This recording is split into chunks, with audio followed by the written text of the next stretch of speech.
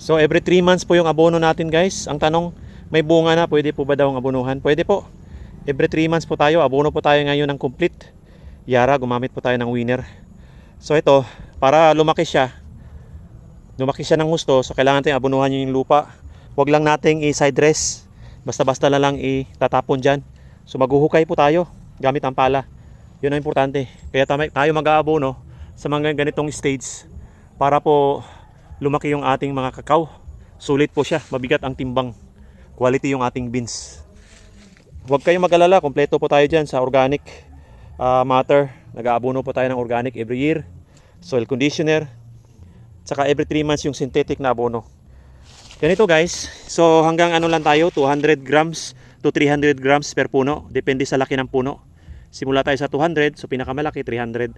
So mga ganito, mali ako doon sa isang video na 900 grams. 90 grams lang po yung laman nito. So ganyan, 80 grams. So depende po sa inyo. So 200 grams to 300 grams per puno po. Pang quality po ng ating mga beans. Ito parang Christmas tree po. Iba yung kulay sa kabila. Ito unproductive siya masyado. Maliliit. Tapos hindi siya grafted. Kaya nag-graft tayo. Ang W10. Ayan. Maraming bunga. Nasa mga 35 to 40 po ito.